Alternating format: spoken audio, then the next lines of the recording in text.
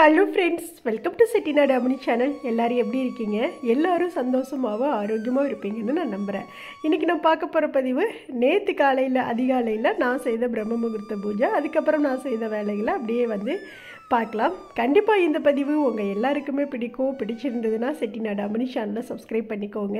Video பார்க்குற எல்லோரும் கண்டிப்பாக ஒரு லைக் கொடுத்துட்டு எல்லாருக்கும் ஷேர் பண்ணுங்கள். ஓகே, நம்ம அப்படியே வீடியோக்குள்ளே போகலாமா? இப்போ காலையிலே பார்த்தீங்க அப்படின்னா இன்றைக்கி லேட்டாக தான் எழுந்திரிச்சேன். நேற்று ரொம்ப ஒரு மாதிரி டயர்டாக இருந்தது உடம்பு.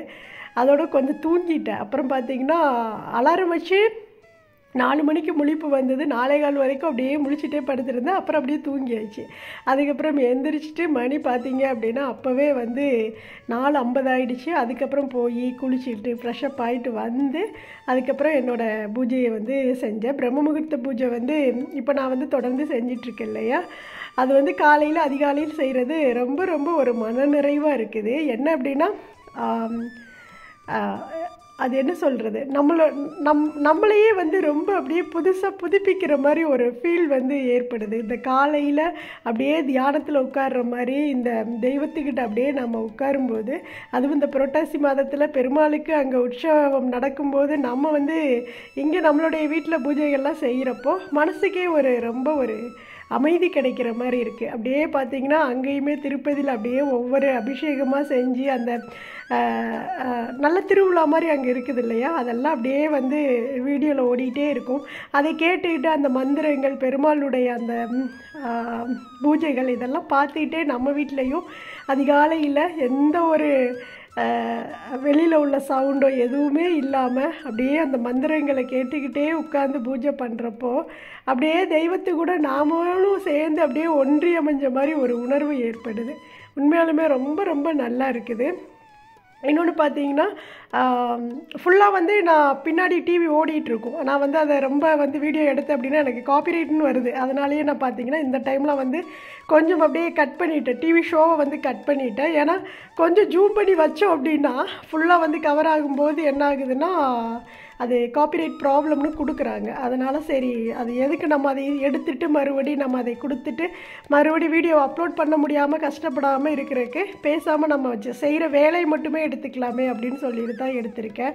அது ஒவ்வொரு டைம் ஒவ்வொரு கிளிப்பிங் வரும்போது ஓகே. ஆனால் நம்ம இப்போ இவ்வளோ நேரம் பூஜை பண்ணுறோம் அப்படின்னா இவ்வளவு நேரமும் பின்னாடி பேக்ரவுண்டில் அந்த டிவியில் ஓடுறதுக்கு தெரிஞ்சுது அப்படின்னாவே அது காப்பிரைட்டுன்னு வருது. ஏன்னா இது என்னோடய அனுபவம். நீங்களுமே யாராவது யூடியூபர்ஸ் அதாவது புதுசாக தொடங்கினவங்க, யூடியூப்பை பற்றி எதுவுமே தெரியாதவங்க, ஏன்னா இப்போல்லாம் நிறைய ரூல்ஸு கொண்டு வந்திருக்கிறாங்க. அதனால் பார்த்திங்கன்னா தெரியாதவங்க இது மாதிரி நீங்கள் ஃபாலோ பண்ணிக்கோங்க. டிவியில் ஓடுற எந்த ஒரு விஷயத்தையுமே அதிகமாக எடுத்து காட்டாதீங்க. அதுக்கப்புறம் பார்த்தீங்க அப்படின்னா அப்படியே பூஜையெல்லாம் முடிச்சுட்டு ஃபஸ்ட்டு தீப ஆரத்தியெல்லாம் எடுத்துகிட்டு அப்படியே நான் உட்காந்துட்டேன். கிட்டத்தட்ட ஒரு 20 நிமிஷம் இருக்கும். அப்படியே அமைதியாக அப்படியே அந்த தீப ஒளியை பார்த்துட்டு அப்படியே பெருமாளை பார்த்துட்டு அமைதியாக அப்படியே தியானத்தில் மூழ்கினது மாதிரி அப்படியே மூழ்கியாச்சு. அது ஒரு மாதிரி நல்ல ஒரு மன அமைதின்னு சொல்லுவோம்ல, அது அவ்வளோ கிடைச்சிது. அவ்வளோ முழு திருப்தியாக இருந்தது. அப்படியே யாரெல்லாம் இந்த மாதம் இந்த புரட்டாசியில் நீங்கள் எல்லாருமே யாரெல்லாம் பார்த்தீங்க அப்படின்னா இந்த பிரபஞ்சத்தை வேண்டி நீங்கள் எல்லோரும் காலையில் அதிகாலையில் பிரம்ம முகூர்த்த பூஜை செய்கிறீங்க அப்படிங்கிறத உங்களுடைய கமெண்ட்ஸில் சொல்லுங்கள், நானும் தெரிஞ்சுக்கிறேன். அப்புறம் ஒரு சிஸ்டர் கமெண்ட்ஸில் கேட்டிருந்தாங்க, என்ன அப்படின்னா மீனா மாடசாமி அப்படிங்கிற ஒரு ஐடியிலேருந்து கேட்டிருந்தாங்க, இந்த தீபம் ஏற்றி நம்ம வழிபாடு செய்யும்போது அந்த தீப விளக்குலேருந்து ஆயில் லீக் ஆகிட்டே இருக்குது சிஸ்டர், நீங்கள் எப்படி அதை ஃபாலோ பண்ணிட்டு வர்றீங்க, கொஞ்சம் டிப்ஸு சொல்லுங்கள் அப்படின்னு கேட்டிருந்தீங்க. ஒரு ஃபாலோப்பும் கிடையாது. ஃபஸ்ட்டு பார்த்தீங்க அப்படின்னா விளக்கு வாங்கினதுக்கப்புறமே அந்த ஒரு நாள் ஃபுல்லாக நம்ம நல்லா தண்ணியில் ஊற போட்டுட்டோம் அப்படின்னா அந்த விளக்கில் இருக்கக்கூடிய அந்த மண் விரிசல் இருக்குதுல்ல, அது தண்ணியில் போட்டு ஊற வைக்கும்போது அது இறுகும். சின்ன சின்ன ஹோல்ஸ் இருந்தாலும் அது அப்படியே லாக் ஆகிடும். அப்போ நம்மளுக்கு ஆயில் வெளியில் லீக் ஆகாது. அப்படியும் நம்ம லீக் ஆச்சு அப்படின்னா சுற்றி பார்த்தீங்கன்னா வெளிப்பக்கம் நெயில் பாலிஷ் இருக்குல்ல, அதை கூட நீங்கள் அப்படியே ஃபுல்லாக அடித்து விட்டுட்டீங்க அப்படின்னா விளக்குலேருந்து ஆயில் லீக் ஆகாது. இது இந்த கார்த்திகை தீபம் வைக்கும் போதெல்லாம் இந்த டிப்ஸ் எல்லாம் நான் சொல்லி வீடியோவே கொடுத்துருக்கேன். நிறைய ஆயில் லீக் ஆகாமல் இருக்கிறதுக்கு என்னென்னலாம் ஃபாலோ பண்ணலாம் அப்படின்னு சொல்லிட்டு. இதுதான் சிம்பிள். இதை நீங்கள் செய்யுங்க. கண்டிப்பாக ஆயில் லீக் ஆகாமல் நல்லா விளக்கு இருக்கும். அதுக்கப்புறம் ஒரு சகோதரி கேட்டாங்க, இந்த கலச விளக்கு பற்றி கேட்டிருந்தாங்க. இது என்ன விளக்கு சிஸ்டர், இதை வீடியோவில் வந்து ஜூம் பண்ணி காட்டுங்க அப்படின்னு. நான் நாளைக்கு பதிவில் கண்டிப்பாக அதை பக்கத்துலேயே எடுத்து காட்டுறேன். ஏன்னா இது வந்து ஒரு கலச விளக்கு தான். கீழே வந்து கலசம் மாதிரி இருக்கும், மேலே வந்து 5 தீபம் வந்து நடுவில் வந்து தேங்காய் வச்சுருந்த மாதிரி இருக்கும். சுற்றி அந்த தேங்காயை சுற்றி 5 தீபம் இருக்கும். இது எங்கே வாங்கினேன் அப்படின்னா, நான் ஒரு கடையில், அதாவது கலைக்கூடம் அப்படிங்கிற ஒரு கடையிலேருந்து வாங்கிட்டு வந்தேன். அது வந்து இந்த திண்டுக்கல் பைபாஸ் ரோட்டில் வந்து இருக்கும். ஃபஸ்ட்டு டோல்கேட்டுக்கிட்ட இங்கேருந்து போனோம் அப்படின்னா ரைட் சைடு, அங்கேருந்து மதுரையிலேருந்து வந்தோம் அப்படின்னா லெஃப்ட் சைடு. அந்த டோல்கேட் கடைசி டோல்கேட் அங்கேருந்து வரும்போது கடைசி, இங்கேருந்து போனோம்னா ஃபஸ்ட்டு கலைக்கூடம்னு இருக்கும். அங்கே பார்த்திங்கன்னா அழகழகான பொருட்கள் இந்த மண்ணில் செஞ்சதாகவே இருக்கும். ரொம்ப வந்து பார்த்திங்கன்னா ட்ரெடிஷ்னலான பொருட்கள் எல்லாமே ரொம்ப சூப்பராக வச்சுருப்பாங்க. அப்படியே பார்த்துட்டே இருக்கலாம், அவ்வளோ அழகாக இருக்கும். அங்கேருந்து வாங்கினது, அதை வாங்கி கிட்டத்தட்ட ஒரு 2 வருஷம் இருக்கும்னு நினைக்கிறேன். அப்போலேருந்தே யூஸ் பண்ணிகிட்ருக்கேன். காலையில் அந்த பஞ்சபூதங்களுக்கு ஏற்றக்கூடிய அந்த 5 தீப விளக்கு இருக்குல்ல, அது ஏற்றுறதுக்கு ரொம்ப இந்த கலச தீபம் வந்து ரொம்ப ஈஸியாக இருக்குது. இன்னொன்று நம்ம மெயின்டைன் பண்ணுறது ரொம்ப ஈஸியாக இருக்குது. இப்போ தனித்தனியாக ஒவ்வொரு 5 விளக்காக வச்சு நம்ம மெயின்டைன் பண்ணுறதுக்கு, இது மாதிரி கலசத்தில் இருக்கிறப்போ நம்ம தூக்கி ஆரத்தி காட்டுறதுக்கும் நல்லா இருக்குது. அதுவும் கலசங்கிறப்போ நல்ல ஒரு தெய்வத்துக்கே உரித்தான ஒரு பொருள் இல்லையா? அதை பார்க்குறப்போ ரொம்ப அழகாகவும் இருக்கும். முன்னாடி அந்த தெய்வத்துக்கு முன்னாடி தீபம் ஏற்றும் போது ரொம்ப அழகாக இருக்கும். அங்கே வாங்கினதா கிடைக்கும்னு நினைக்கிறேன். நான் வெளியில் எங்கேயுமே இந்த பூஜா ஸ்டோர்ஸ் எல்லாம் எங்கேயும் பார்த்ததில்ல. அது அந்த கடையில் மட்டும்தான் இருந்தது. அதனால் அங்கேருந்து வாங்கிட்டு வந்தேன். எவ்வளவோ சம்திங், அந்த ரேட்டெல்லாம் மறந்துடுச்சு எனக்கு. ஃபஸ்ட் அப்போல்லாம் வாங்கின புதுசில் ஒரு வீடியோ ஒன்று கொடுத்துருந்தேன். அப்போது செக் பண்ணி பார்த்தீங்கன்னா தெரியும். அப்போ வாங்கினதான் அந்த பொருளெல்லாம். நிறைய குட்டி குட்டி பொருள், இந்த சின்ன துளசி மாடம் இதெல்லாமே வாங்கிட்டு வந்திருந்தேன். அதோட சேர்த்து வாங்கினதான் அதுவுமே. அதுக்கப்புறம் பூஜையெல்லாம் முடிச்சுட்டு அதுக்கப்புறம் தான் போய் நான் வாசல் கூட்டையிலே மணி பார்த்தீங்கன்னா 6:15 ஆகிடுச்சு. நேற்று கூட ஒரு சகோதரி ஷார்ட்ஸில் கேட்டிருந்தாங்க, என்ன அப்படின்னா, அக்கா நீங்கள் வெளியில் வாசல் கூட்டி தெளிக்கிற டைம் வந்து என்ன டைம் அப்படின்னு. அது என்னோடய பூஜை முடிகிற டயத்தை பொறுத்து தான் அமையும். ஏன்னா அப்படின்னா அதையும் கூட இன்னொரு சிஸ்டர் கமெண்ட்ஸில் கேட்டிருந்தாங்க, என்னென்னா நீங்கள் எப்படி வந்து பூஜை செஞ்சு முடிச்சுட்டு தீபம் எரியும் போது நீங்கள் வெளியில் போய் வாசல் கூட்டி தெளிப்பீங்களா அப்படின்னு கேட்டிருந்தீங்க. அப்படி கிடையாது, அப்படி நம்ம செய்யக்கூடாது. காலையில் நான் நேரத்திலே வந்து 5 மணி 4:30லேருந்து 5:30க்குள்ளே நான் தீபம் ஏற்றி முடிச்சிடுறேன். தீபமெல்லாம் ஏற்றி சாமி கும்பிட்டு முடிச்சுட்டு தீபம் ஒரு கிட்டத்தட்ட பார்த்திங்கன்னா ஒரு 1/2 மணி நேரமே தெய்வத்துக்கு முன்னாடி எரிஞ்சிட்ருக்கோம். அதுக்கப்புறம் அந்த தீபத்தை மலை ஏற்றிட்டு தான் நான் போய் வெளியில் வாசல் கூட்டி வாசல் தெளிப்பேன். இது வந்து நம்ம வாசல் கூட்டி வாசல் தெளிச்சுட்டு வந்து தீபம் ஏற்றுறதா ரொம்ப நல்லது. அப்படி தான் செய்யணும். ஆனால் பார்த்தீங்கன்னா நம்ம 4 மணிங்கிறப்போ நம்ம வெளியில் கண்டிப்பாக எந்திரிச்சு போய் வாசல்லாம் கூட்ட முடியாது. சேஃப்டி ரொம்ப முக்கியம் இல்லையா? இதை முந்தா நாள் விளாகில் கூட நான் சொல்லியிருந்தேன். அப்போ நம்ம வந்து சேஃப்டியை தான் முதல்ல பார்க்கணும். தெய்வம் வந்து நம்ம கூடவே தான் இருக்கிறாங்க. அப்படிங்கிறப்போ நம்மளுக்கு மனசுக்கு எது திருப்தியோ அதை நம்ம தாராளமாக செய்யலாம். இன்னொன்று, இந்த பிரம்ம முகூர்த்த தீபத்துக்கு எந்த ஒரு நிபந்தனையுமே இல்லை, மனசு தான் காரணம். காலையில் எழுந்திரிச்சு ஒரு சிஸ்டர் கூட கமெண்ட்ஸில் கேட்டிருந்தாங்க, என்ன அப்படின்னா, அக்கா காலையில் தினமுமே குளிச்சுட்டு தான் நம்ம தீபம் வைக்கணுமா அப்படியெல்லாம் கேட்டிருந்தாங்க.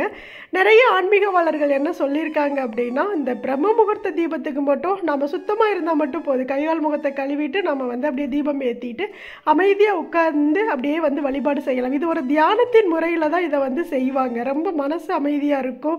நம்மளுடைய உடம்பு ஒரு நாளுக்கு ஒரு நாள் ரொம்ப ஆரோக்கியமாக இருக்கும். எவ்வளோ பெரிய நோய்கள் இருந்தாலும் சரி, அது அப்படியே டோட்டலாக சேஞ்ச் ஆகும். நல்ல ஒரு வைப்ரேஷன் இருக்கும். இன்னொன்று, நம்ம மனசுமே பார்த்திங்கன்னா ரொம்ப அமைதியை நோக்கி தான் போயிட்டே இருக்கும். எதுவுமே நம்மளுக்கு தேவையில்லை அப்படிங்கிற மாதிரி, அதாவது என்ன சொல்கிறது, எதுலேயுமே ஒரு பற்று இல்லாத மாதிரி ஒரு நம்மளுடைய மனசு அப்படியே கொஞ்சம் கொஞ்சமாக மாறிட்டே இருக்கும். அதை நீங்கள் கண்டிப்பாக உணர முடியும். கடவுள் மட்டும்தான் எல்லாமே, மற்றது எல்லாமே சும்மா தான் அப்படிங்கிற மாதிரி நம்மளுடைய மனசு அதை சொல்ல ஆரம்பிச்சிட்டே இருக்கும். நம்மளுக்குள்ளே அது வந்து அந்த எண்ணோட்டம் அப்படியே ஓடிட்டே இருக்கும். அது ஒரு மாதிரி ரொம்ப அமைதியை கொடுக்கும். அந்த ஃபீல்டுக்குள்ளே நம்ம போயிட்டோம் அப்படின்னா அந்த காசு பணம், பொறாமப்படுறது, புரணி பேசுகிறது, மற்றவங்களுக்கு கெடுதல் வைக்கிறது, இந்த மாதிரி எல்லாம் நம்மளுக்கு தோணாது. நம்மளுக்கு வந்து அந்த அமைதி மட்டும்தான் இருக்கணும் லைஃப்பில் அப்படிங்கிற மாதிரி அந்த எண்ணோட்டம் தனக்குள்ளே வந்து வந்துடும். அதுதான் வந்து இந்த அதிகாலையில் செய்யக்கூடிய இந்த தியானம், இந்த பூஜை, இது எல்லாமே வந்து நம்மளுக்குள்ளே வந்து கொண்டு வர்ற ஒரு ப்ளஸ் பாயிண்ட் அப்படின்னு நான் வந்து நினைக்கிறேன். ஏன்னா அந்த மாதிரி தோன்றதுனால நான் வந்து சொல்கிறேன். இன்னொன்று, இந்த பிரம்ம முகூர்த்த பூஜை செய்யும் போது நம்மளுடைய வேண்டுதல் எது வச்சாலுமே அது ரொம்ப வெற்றிகரமாக முடியும். வேண்டுதலே இல்லாமல் நாம் எந்திரிச்சு சாமி கும்பிட்டாலும் என்ன சொல்கிறது, மனுஷனுக்கு எந்த ஒரு வேண்டுதலுமே இல்லாமல் நம்ம சாமி கும்பிடவே மாட்டோம். ஏன்னா வந்து ஆசைகளை வந்து எப்போதுமே வந்து தடமோட முடியாதுன்னு சொல்லுவாங்க. ஏதாவது ஒரு வேண்டுதலை வச்சு தான் நம்ம வந்து சாமி கும்பிடுவோம். ஆனால் இப்போல்லாம் பார்த்தீங்கன்னா எனக்குலாம் எந்த ஒரு வேண்டுதலுமே வர்றதே இல்லை. எனக்கு சாமியை மட்டும் பார்க்கணும் அப்படிங்கிற மாதிரி அந்த மன ஓட்டமே வந்துருச்சு. அது நாளாக நாளாக அப்படியே நம்ம சாமி கும்பிட்டுட்டே இருக்கிறதுனால அந்த மாதிரி தோணுதா என்னன்னு தெரியல. ஒருவேளை அப்படியும் கூட இருக்கலாம். எதாக இருந்தாலும் கடவுள் பார்த்துக்குவார். எதாக இருந்தாலும் நம்மளுக்கு தெய்வம் கொடுக்குறத யாராலும் நிறுத்த முடியாது. அதனால் அவங்க எதாக இருந்தாலும் நம்மளுக்கு நல்லது மட்டும்தான் செய்வாங்க அப்படின்ட்டு அந்த எண்ணோட்டத்தில் எனக்கு வரக்கூடிய எதுவாக இருந்தாலும் அது உங்ககிட்ட இருந்து தான் எனக்கு வருது அப்படிங்கிற ஒரு அந்த வார்த்தையை மட்டும் தெய்வத்துக்கு முன்னாடி சொல்லிட்டு நான் அப்படியே பூஜையில் அமைதியாக உட்காந்துருவேன். அப்புறம் சாமியெல்லாம் கும்பிட்டு முடிச்சுட்டு அதுக்கப்புறம் அன்றைக்கி வந்து வெஜ் பிரியாணி தான் பண்ணியிருந்தேன். ஒரு ஸ்ட்ராங்காக ஒரு டீயை வச்சு குடிச்சிட்டு அதுக்கப்புறம் சாப்பாடெல்லாம் செஞ்சுட்டு எல்லோரும் கிளம்புனதுக்கப்புறம் கொஞ்சம் காலையிலே வாஷிங் மிஷினில் துணியெல்லாம் போட்டிருந்தேன்னா துவைச்சி முடிச்சிருச்சு. சரி அதெல்லாம் எடுத்து காய போட்டுட்டு, ஏன்னா ஈவினிங் மழை வந்துடுது, அதனால் நேரத்துலேயே துணியை போட்டு விட்டுறது. காய போட்டுட்டு அப்புறம் அப்படியே வந்து இந்த செடிகளுக்குள்ளே வந்துட்டேன். இது பார்த்தீங்க அப்படின்னா நான் ஃபஸ்ட்டு அள்ளி செடி வச்சுருந்தேன் இல்லையா, அந்த அள்ளி வந்து ஊருக்கு போனப்போ அந்த ஒரு வாரம் அங்கே ஒரு மாதம் கணக்காக போய் இருந்தப்போ அது எல்லாமே காஞ்சு போச்சு. அதனால் வந்து அந்த மண்ணெல்லாம் வெளியில் கொட்டிட்டேன். அதுலேருந்து கொஞ்சம் மணல் மட்டும் எடுத்து இந்த மணி பிளான்ட் செடி வச்சேன். இப்போ அதில் வந்து இந்த மழை தண்ணி நின்னோன்னு பார்த்தீங்கன்னா அது எப்படியோ அந்த வேர் இருந்து மறுபடியும் அந்த அள்ளி செடி புதுசாக முளைச்சி வருது. அதை பார்க்குறப்போ அவ்வளோ சந்தோஷமாக இருந்தது. பரவாயில்ல, மறுபடியுமே அந்த அள்ளி வருது அப்படின்னு நினச்சேன். அதுக்கப்புறம் இது வந்து திராட்சை கொடி. இதுவுமே பார்த்திங்கன்னா இந்த மலைக்கு வந்து ரொம்ப நல்லா நிறைய கிளைகள் விட்டு தளைஞ்சு வருது. இதுக்கு ஒரு பந்தல் ஒன்று போடணும் கண்டிப்பாக. அது இன்னும் கொஞ்சம் தளைஞ்சதுக்கப்புறம் போடலான்னு இருக்கேன். அப்புறம் அப்படியே செடிகளை எல்லாம் வந்து க்ளீன் பண்ணி விட்டுட்டேன். சரி இன்னுமே க்ளீன் பண்ணி இந்த இடத்தெல்லாம் சுத்தம் பண்ணலான்னு பார்த்துட்டு இருக்கும்போது பார்த்திங்கன்னா டக்குன்னு மழை வந்துருச்சு. அதுக்கப்புறம் என்னால் அந்த மலையில் நின்று பண்ண முடியல. சரி அடுத்த நாள் செஞ்சுக்கலாம் அப்படின்னு சொல்லிட்டு முடிஞ்ச அளவுக்கு மட்டும் அப்படியே க்ளீன் பண்ணி விட்டேன்.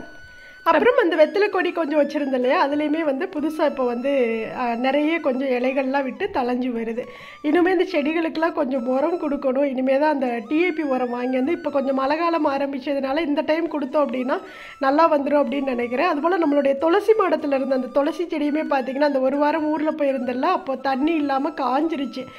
சரி வந்துடும் நினச்சேன், ஆனால் வந்து வரலை. சரி அதையுமே க்ளீன் பண்ணி விட்டுட்டேன். மறுபடியும் புதுசாக ஒரு துளசி செடி வச்சு விட்டுக்கலாம் அப்படின்னு நினச்சிட்டு அதெல்லாம் க்ளீன் பண்ணி சுத்தம் பண்ணி நீட்டாக எடுத்து வச்சுருக்கேன். வெள்ளிக்கிழமை நம்ம வந்து அதுக்கு வந்து செடி வச்சு விட்டுறலாம், வெள்ளியோ இல்லது சனிக்கிழமை. ஏன்னா வந்து சனியுமே பெருமாளுக்கு உகந்த நாள் இல்லையா, அதனால் அன்னைக்கு கூட வச்சு விடலாம்னு நினச்சிட்டு அதெல்லாம் க்ளீன் பண்ணி விட்டுட்டு அதுக்கப்புறம் வீடெல்லாம் எப்போதும் போல் கூட்டிட்டேன். இதையுமே ஒரு சகோதரி கேட்டாங்க, அக்கா நம்ம காலையில் தீபம் வச்சோம் அப்படின்னா அதுக்கப்புறம் வீடெல்லாம் கூட்டலாமா அப்படியெல்லாம் கேட்டிங்க. தாராளமாக நம்ம எல்லா வேலைகளுமே செய்யலாம், அதுக்கு இதுக்கு எந்த சம்மந்தமுமே கிடையாது. தீபம் வச்சு முடித்து மலையேற்றிட்டோம்னா நம்ம எப்போதும் செய்யக்கூடிய வேலைகளை நாம் வந்து செஞ்சுக்கலாம். அப்புறம் ஒரு சிஸ்டர் வந்து கமெண்ட்ஸில் கேட்டிருந்தாங்க என்ன அப்படின்னா, அக்கா நான் வந்து இப்போ தான் புதுசாக வந்து சேனல் ஆரம்பித்து ரன் பண்ணிகிட்ருக்கேன். நான் வீடியோ போட்டுட்டு தான் இருக்கேன். ஆனால் என்ன அப்படின்னா என்னோடய ஹஸ்பண்டோ பசங்களோ எதுவுமே சொல்கிறதில்ல. ஆனால் சுற்றி உள்ளவங்க எல்லாருமே வந்து கிண்டல் பண்ணுறாங்க. நான் அவங்கக்கிட்டலாம் ஒரு ஃபேமிலி ஃப்ரெண்டாக தான் நான் பழகிட்டு இருந்தேன். ஆனால் வந்து என்னை வந்து ஒரு மாதிரி பேசுகிறாங்க. என்ன வந்து யூடியூப்பில் வந்து வீடியோ போட்டுட்ருக்கிறேன், அது என்ன வந்து யூடியூப்புக்குள்ளே போகிறேன் அப்படிங்கிற மாதிரியெல்லாம் பேசி ஒரு மாதிரி கஷ்டப்படுத்துகிறாங்க அப்படின்னு சொல்லி போட்டிருந்தீங்க. இதுக்கு வந்து நிறைய பேசணும். நான் இதை பற்றி நிறைய ஏற்கனவே வந்து பல வீடியோஸ் முன்னாடி நான் கொடுத்துருக்கேன். இந்த உலகம் வந்து நம்மளை வந்து வாழ்ந்தாலும் ஏசும், தாழ்ந்தாலும் ஏசும். நம்ம கெட்டு போயிட்டோம் அப்படின்னாலும் பயங்கரமாக பேசும், நம்ம மேலே உயர்ந்துக்கிட்டே போனோம் அப்படின்னாலும் பயங்கரமாக பேசும். இதுக்கு ரெண்டுக்குமே வந்து பல அர்த்தங்கள் இருக்குது. கெட்டு போயிட்டோம் அப்படின்னா இவனுடைய வாழ்க்கை என்ன இப்படி போயிடுச்சு அப்படிங்கிற மாதிரி சொல்லுவாங்க. உயர்ந்து போயிட்டோம் அப்படின்னா இப்படியெல்லாம் வீடியோக்குள்ளே வந்து தானே வந்து இவன் வந்து வந்தா அப்படின்னு சொல்லுவாங்க. இப்படி நிறைய விஷயங்கள் இருக்குது வீடியோக்குள்ளே. நாம் கண்ணியமாக வந்து அழகாக வந்து வீடியோ கொடுத்துட்டு போகிறதுல எந்த ஒரு தப்பும் கிடையாது. நம்மளுக்கு பிடிச்ச விஷயங்களை நாம் செய்கிறோம், அதை தான் நம்ம வந்து வீடியோவாக கொடுக்குறோம். இன்னும் நிறைய இதை பற்றி பேசுவோம் அடுத்த விளாகில். இந்த பதிவு பிடிச்சிருந்ததுன்னா நம்ம சேனலை சப்ஸ்கிரைப் பண்ணிக்கோங்க. தேங்க்ஸ் ஃபார் வாட்சிங். நன்றி, வணக்கம். அனைவருக்கும் நல்லதே நடக்கும்.